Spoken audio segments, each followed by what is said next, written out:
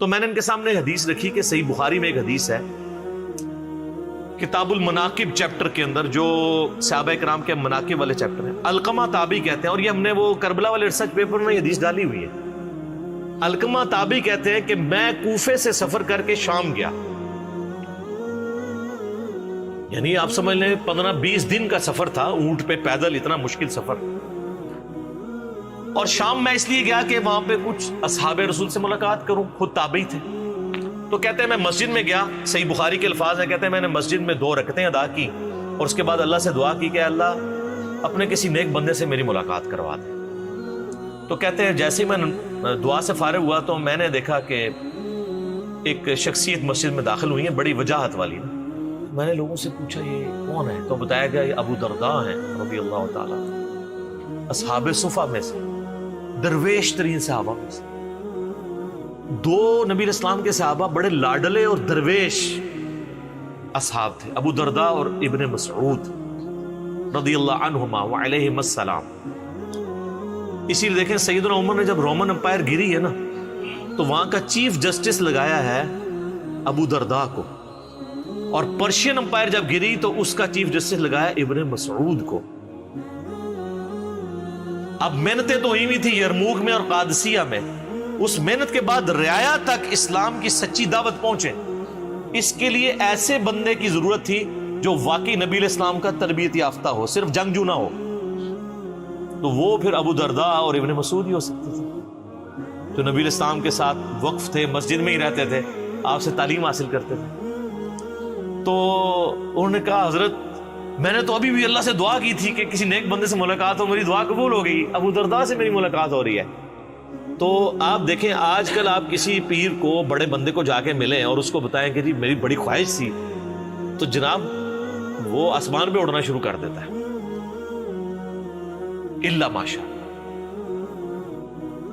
ان الا ماشاء اللہ میں بھی مسکین شامل ہوں۔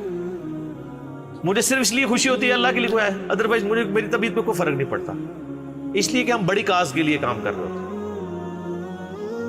تو ابو درداء رضی اللہ تعالیٰ نے فرمایا کدھر سے آئے ہو؟ کہا میں کوفہ سے۔ صحیح بخاری کے الفاظ ہیں، سیدنا ابو درداء کہتے ہیں کہ یار وہ کوفے کے اندر ابن مسعود موجود نہیں ہے، صاحب النعلین، جو نبی علیہ السلام کی مبارک جوتیاں سفر و حضر میں اپنے سینے کے ساتھ لگا کے رکھتے تھے، اور ان کا نام پڑ گیا تھا یا صاحب النعلین، یا صاحب النعلین، نبی علیہ السلام کی مبارک جوتیوں والا۔ تو انہوں نے کہا ہاں ہے۔ پھر انہوں نے کہا یار وہاں پر نبی علیہ السلام کے رازدار حذیفہ ابن یمان موجود نہیں ہے؟ کہاں ہے؟ پھر انہوں نے کہا وہاں پر نبی صلی اللہ علیہ وآلہ وسلم نے اپنی مبارک زبان سے جس کے لیے گارنٹی دی تھی کہ اس کی رائے شیطان سے محفوظ ہوگی، ابن سمیہ عمار ابن یاسر نہیں ہے؟ ان کا ہاں ہے۔ تو انہوں نے کہا تم اتنی دور سے اتنے 3 بڑے بندوں کو چھوڑ کے شام میں کیا لینے آئے ہو؟ ہائے ہائے۔ تو یہ امام بخاری نے ان 3 اصحاب کی فضیلت پہ جو چیپٹر باندھا ہے نا، تو یہ حدیث لی ہے۔ ابو درداء جن کی تعریف کر رہے ہیں کہ نبی علیہ السلام کے سفر و حضر میں جوتیاں اٹھانے والے صاحب النعلین ابن مسعود، اور بخاری میں یہ بھی حدیث موجود ہے کہ نبی علیہ السلام کی سنت پہ سب سے زیادہ عمل کرنے والے جو صحابی تھے نا، وہ ابن مسعود تھے رضی اللہ تعالیٰ عنہ۔ صحابہ میں یہ چیز ایگریڈ تھی، اور بخاری مسلم میں حدیث ہے 4 بندوں سے قرآن سیکھو، ان میں سے ایک ابن مسعود ہے۔